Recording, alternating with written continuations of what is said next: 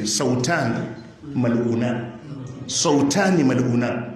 Annabi ya ce akwai wani sauti guda biyu la'anannu ne fi duniya wal akhirah. Allah ya tsine ma wannan sautin a duniya, Allah ya tsine ma wannan sautin a lahira. Sai ce sautu mismarin inda ni'ima, shine sautin goge, kiɗa, garaya a lokacin da ni'ima ta samu. Allah ya ma mutum ni'ima sai ya yi launcin ni'imar da kiɗa. Annabi ya ce wannan sauti Allah ya tsine mishi. Kiɗan da aka yi, dijan da ya zo aka buga ɗin, sautin Allah zai tsine wa ko zai shafi wadda ya kawo sautin.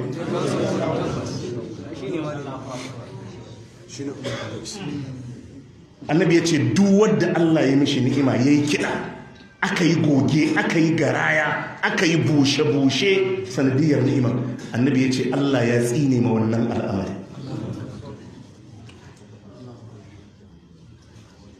Yanzu don Allah wadda ya yadda annabi Muhammadu manzon Allah kuma yake so aurensa ya albarka, ya yi waɗannan abubuwa?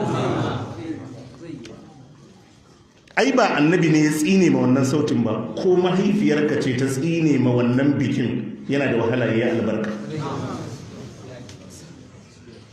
Wa sautu wailin inda musifa, da kururuwa na shiga uku na lalace lokacin da masifa ta zo, jarrabawa ta sami mutum sai ya tsala kururuwa yana faɗe-faɗe. Annabi ya ce wannan sautin Allah ya tsine mishi. Allah ce wala tattabi'u ahwa'a qawm, kar ku biye musan zuciyar qaumin qaddallu, mutanen da sun riga sun bata. Allah ce kar ku biye din su. To yanzu duka waɗannan abubuwan haka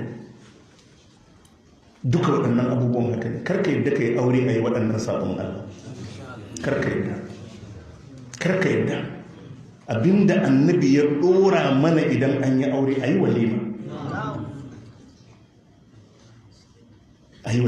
kar ka yadda aje a saba ma Allah. Kuma yadda nake ji akan ce fa wai har uwar amarya ma tana rawa a zo,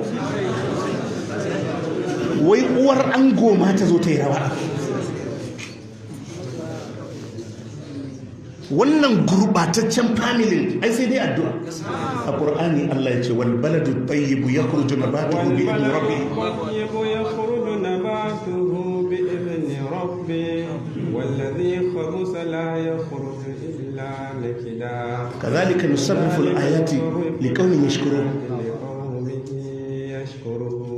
Allah ya ce wal baladu tayyibu gari, nagartaccen gari, wal baladu tayyibu ƙasa, tsarkakekkiyar ƙasa, wal baladu tayyibu anguwa, tsarkakekken anguwa, wal baladu tayyibu mutum, nagartaccen mutum, yakhruju nabatuhu bi idni rabbih, tsiron da zai fito a jikinsa Allah ya ce nagartacce ne da izinin Allah. Wallazi khabusa, Allah ya ce amma gurbataccen waje la yakhruju illa nakida, ba abinda zai fita sai gurbatacce a cikin wahala. Kadhalika nusarrifu al-ayati liqawmin yashkurun. Kai yanzu doctor an nuna maka wata mata a ce wannan lokacin da aka yi auren yarta ta je wani hall ta yi rawa, kai kuma ka je ka nemi kanwar wacce.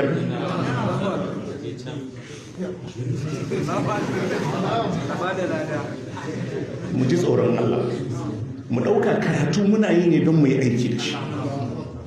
Kwaikwayon kafirai bayi da rana, ba kuma alkhairi a cikinsa.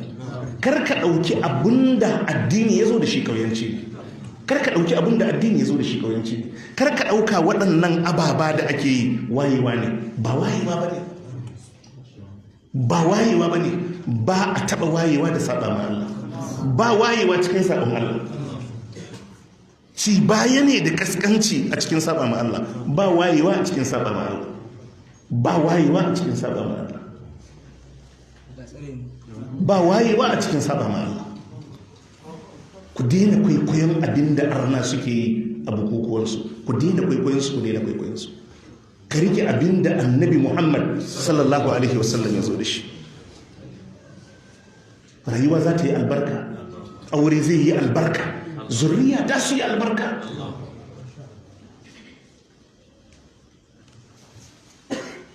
Allah ya